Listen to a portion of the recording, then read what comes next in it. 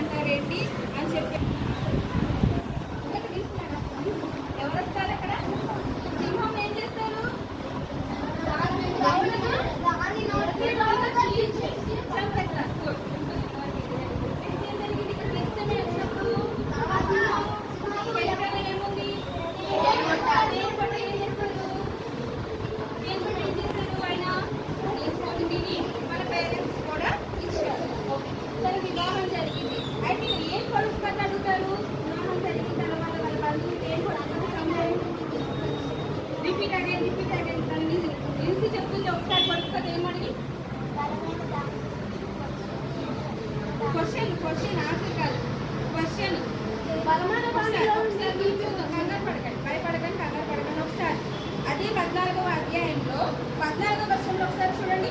బలమైన దానిలో నుండి తీపి వచ్చాను తిరిగి దాని తీపి వచ్చింది. క్వశ్చన్ ఇది ఏనా క్వశ్చన్ అడిగితే తను ఏం చేసి తన వైఫ్ ఏం చేసింది ఏంటి వాళ్ళకి ఇంత కష్టమైంది అడుగుతున్నామంటే అంటే అందుకే వాళ్ళందరూ వచ్చి మమ్మల్ని ఎందుకు రప్పించారు మీరు మా ఆస్తిని తీసుకోవడానికి రప్పించారంటే ఎందుకు అక్కడ ఏమని చెప్పాడు సంస్థలు మీరు చెప్పకపోతే ఏమి ఇవ్వమన్నారు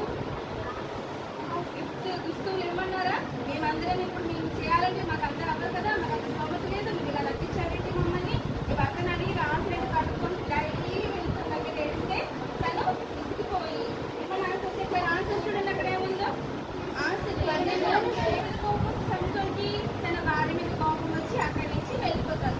ఎందుకంటే తనే కదా ఆన్సర్ ఏం చేస్తుంది సంస్థను అంటే నా దూడ చేతి ఉండకపోతే మీరు సమాధానం చెప్పలేకపోతారు అంటే నా భార్య చేతి మీకు అనుకున్నారా సమాధానాలు అని చెప్పేసి అదన్నారు. వెళ్ళిపోయి మళ్ళీ భార్య కోసం తిరిగి వచ్చాడు. భార్య కోసం తిరిగి వచ్చినప్పుడు సంస్థల వైపు ఏం చేశారు వాళ్ళ తండ్రి వాళ్ళ ఫ్రెండ్ సంస్థల ఫ్రెండ్కి ఇచ్చి తన భార్యని పెళ్లి చేసేస్తారు. పెళ్లి చేస్తే ఆ కోపంతో ఏం చేస్తారు తెలుసా ఫిలిస్తీన్లకి మంచి పంట కోతకాలం అన్నమాట. కోతకాలమే దానికి కోపం వచ్చి నక్కలు పట్టుకోగలమా మనం కానీ ఎన్ని నక్కలు పట్టుకున్నాడు తెలుసా 150 జతలు అంటే 300 నక్కలు పట్టుకొని మొత్తం చక్కగా వాళ్ళ తోటలకి 2గా 3 వేసేసి ఏం పెట్టారు పంట పెట్టేసి వదిలేసి ఎన్ని తోటలు పాటు చేస్తే తెలుసా అందరూ ఫలాలు గోధుమ చెట్టు ఫలాలు ద్రాక్ష గెలలు మొత్తం కూడా అక్కడ మొత్తం కూడా నాశనం చేసేసి అనమాట నక్కలు.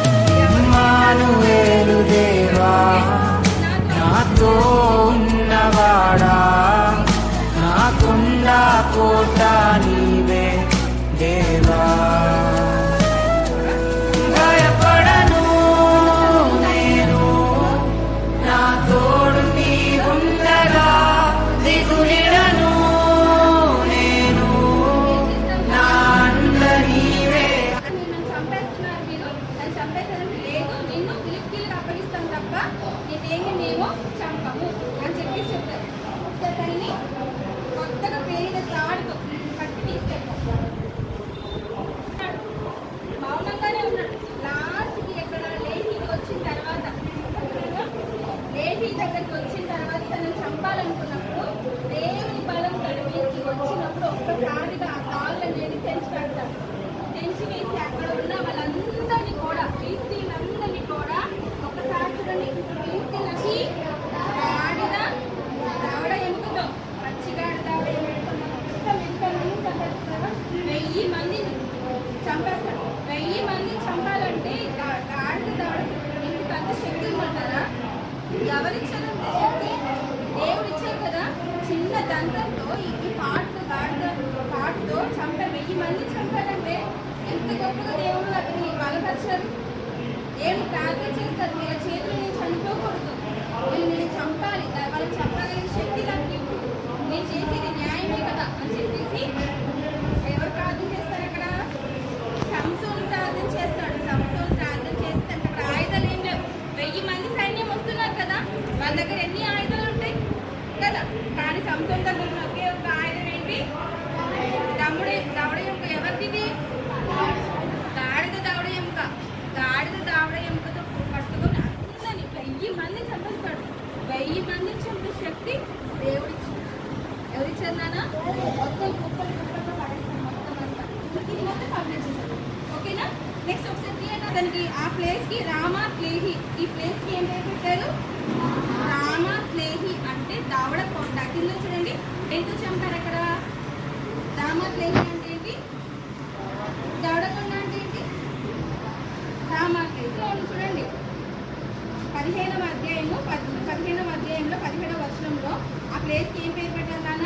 రామాత్లేహి అని పేరు పెట్టారు. అయితే సంవత్సరం అక్కడ అంతమంది చంపిన తర్వాత తన బాడీలో ఉన్న స్టామినా మొత్తం ఏం చేస్తాను? మళ్ళీ ప్రార్థన చేస్తాడు. దేవా, నాకు దాహంతో ఉన్నాను, ఈ దాహంతో నేను చచ్చిపోతానేమో, నాకు నీళ్ళు కావాలి అన్నప్పుడు అదంతా కూడా నాలుగు ప్రదేశం అనమాట. ప్రదేశం నాలుగు ప్రదేశం. ఆ నాలుగు ప్రదేశం నుంచి దేవుడు నేలను చీల్చి చూడండి అక్కడ అవుతున్నాను. ఒకసారి చదవండి.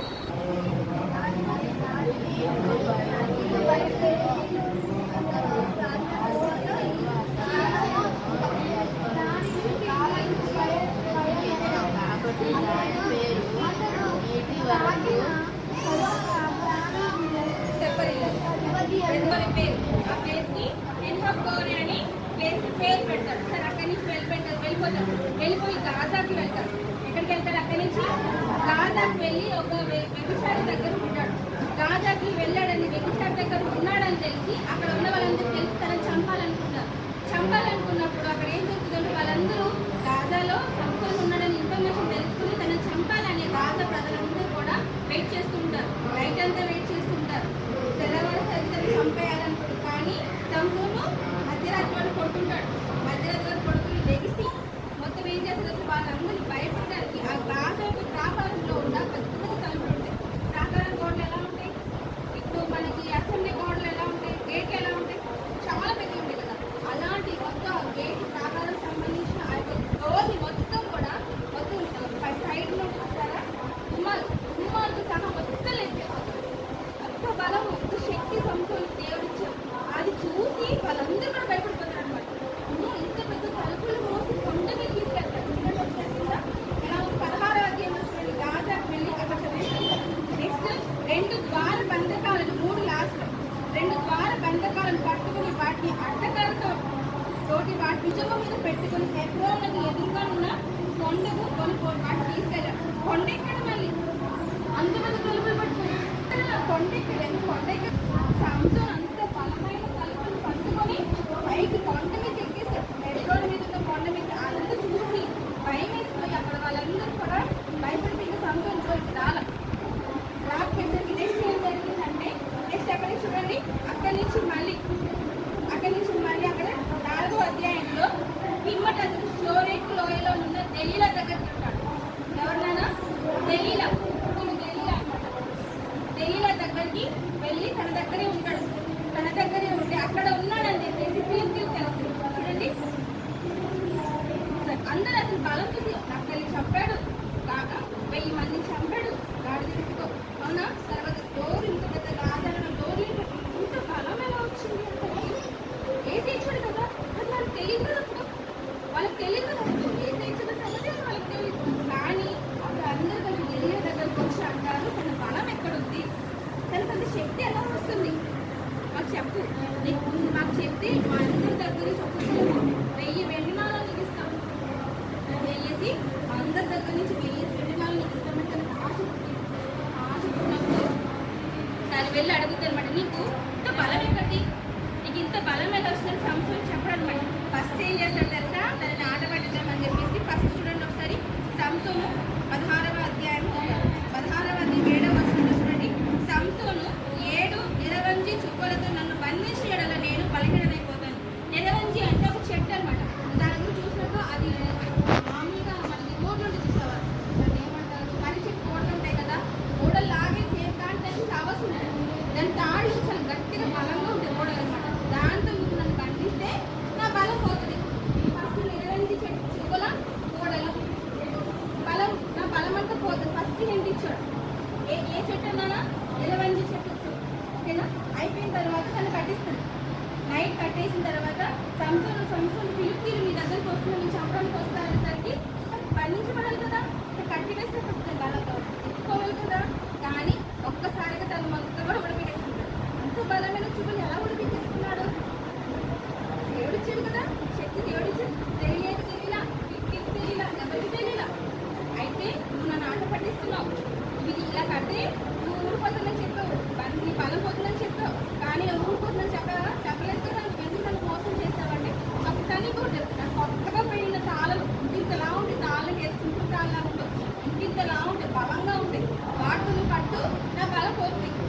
అని మళ్ళీ రెండోసారి చెప్తారు. సేమ్ మళ్ళీ అలాగే పట్టేస్తారని తెలియలేమంటే చంపేశ్వరులు వస్తారు, పిలిపిలు వచ్చేస్తున్నారు, మీ దగ్గరికి వస్తారని చెప్పేసారంటే తను ఆ తాళం చాలా సింపుల్ కనిపిస్తాడు.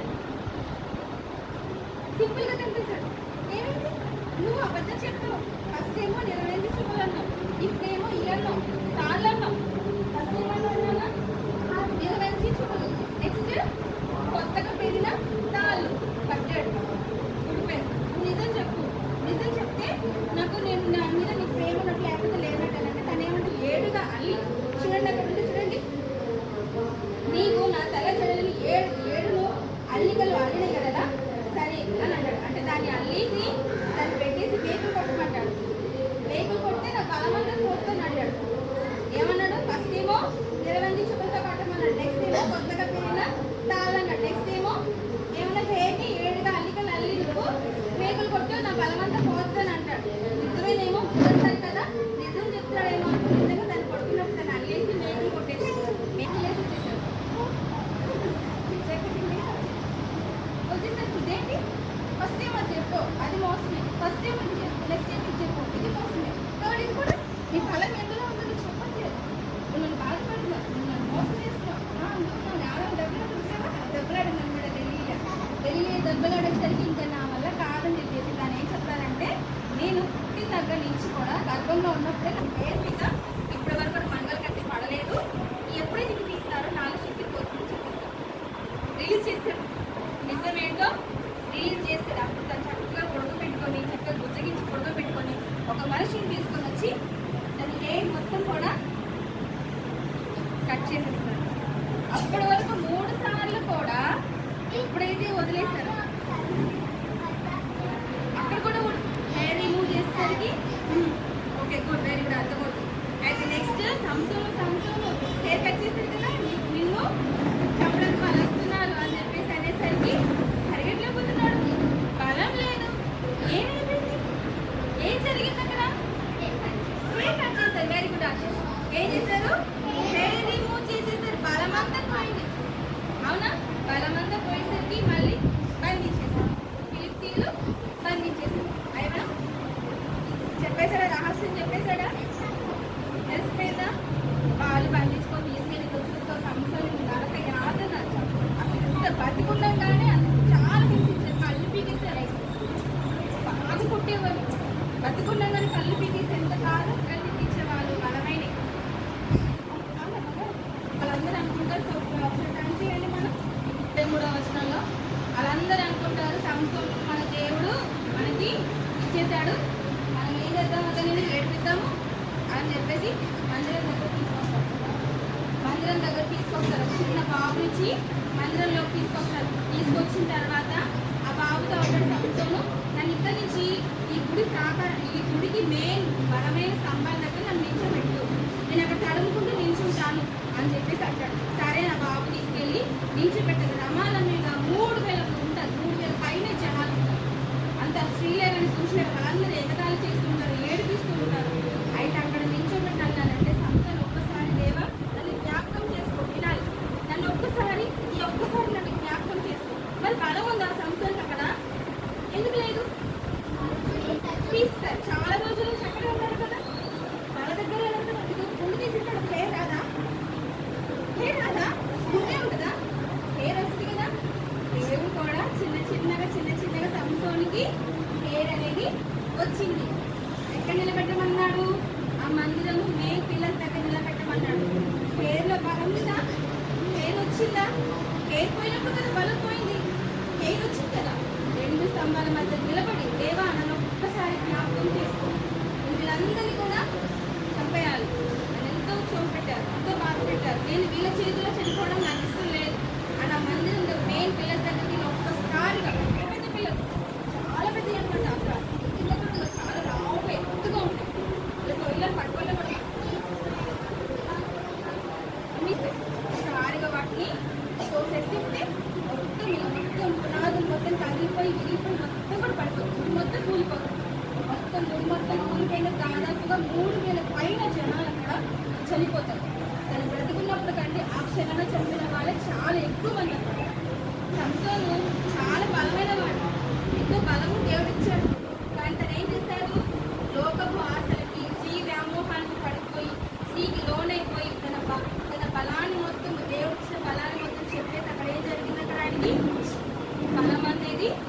కలిగింది. అర్థమైందా? ఏమేమి తీసుకోండి ఫస్ట్ ఎన్నిసార్లు కట్టమన్నారు? యావే నీవే నా దైవం తరతరముల వరకు అన్ని కూడా చెప్పండి. యావే నీవే నా ఆశ్రయం తరతరముల వరకు నీవు కొనుకవు నీవు నిదురపోవు ఇశ్రాయేలున్ బలం వస్తున్నట్టు కదా. మనకి బలం ఎలా వస్తుంది? మనకి బలం ఎలా వస్తుంది? మన హెయిర్ లో ఉందా బలం? ఇప్పుడు మనకి బలం ఎక్కడుంది? ఎక్కడుంది చెప్పాలి. ఆహా, చెప్పాలి చెప్పాలి. మనకి బలం ఏంటి ఇప్పుడు? ఆ? దేవుని విషయంలో మన బలం ఏంటి చెప్పాలి. Very good. ఏం చెప్పింది? ఏంటి బలం మనకి ఇప్పుడు? సరే క్లాస్ ఇవ్వండి. మన బలం ఏంటన్నా? మరి ప్రార్థన చేసుకుంటున్నారా? మన బలం కావాలంటే ఏం చేయాలి? మన సమస్య వచ్చింది, బాధ వచ్చింది, ఏదో జ్వరం వచ్చింది, మీకున్న చిన్న చిన్న కంప్లైంట్స్ ఉన్నాయి, చిన్న చిన్న అనారోగ్యాలు ఉన్నాయి, చిన్న చిన్న సమస్యలు ఉన్నాయి. మీకున్న బలం ఏంటి? ప్రార్థన. వాక్యం చదవాలి, చక్కగా ప్రార్థన చేసుకోవాలి. కాదా? Very good. ఏం తీసుకొచ్చారైనా మొత్తం? ఇక్కడ ఏం జరిగింది? ఫస్ట్ ఏంటి చూడండి, వాక్యంలో ఉందా? మిమ్మల్ని ఎవరు పట్టు చూడండి ఒకసారి. 16వ అధ్యాయము 8వ వచనం స్టార్టింగ్ లో చూడండి. నిరవంజి చుక్క ఏనా దాంతో కట్టమన్నాడు. కట్టిందా? తాగాడా? నెక్స్ట్ తాగేదా? నెక్స్ట్ ఏంటి? తల 7 కాయలు చేసి మేము కొట్టమన్నాడు. తాగేదా? లాస్ట్ ఎక్కడ ఏం జరిగింది? ఒక ఇక్కడ ఏంటి చెప్పారు? ఏం దవడ? పులి దవడ? మేక దవడ? ఆ ప్లేస్ కి ఏం పేరు పెట్టారు? రామ. రామ ఎంతమంది చంపారు? 1000 మందిని చంపారు. అవునా? అంత బలాన్ని శక్తిని ఇక్కడ మనకి అది దేవుడి బలమే. నెక్స్ట్ 300 నక్కల్ని తోకలు కట్టేసి వాటికి ఏమంటే చెప్తానా పంటండి చేసిన ఎన్ని తోటలు పాడైపోయినాయి? ద్రాక్షలు, గోధుమలు, అంజీర చెట్లు మొత్తం కూడా పంటలు మొత్తం నాశనం చేస్తారు. అవునా? ఇక్కడ సంవత్సరం ఏం చేస్తారు? లాస్ట్కి ఎందుకంత మోసపోయాడు చెప్పాలి. ఎందుకంత మోసపోయాడు? ఒక శ్రీ వ్యామోహానికి, లోకపు ఆశలకి, ఫోన్లకి, మగతనానికి, డబ్బులకి, వాటికి వీటికి, శ్రీ వ్యామోహాలకి మోసపోయి దేవుడిచ్చిన బలాన్ని పోగొట్టుకున్నాడు. మన బలం ఏంటి? ప్రార్థన. మరి ప్రార్థన చేసుకుంటున్నారా? ఎదురు చెప్పారంటే కదా చాలా మంది ఇంట్లో పేరెంట్స్ కంప్లైంట్ ఇచ్చారు. మన యూత్ మీటింగ్ లో మా పిల్లలు బాగా ఎదురు చెప్తున్నారమ్మా. ఏ మాట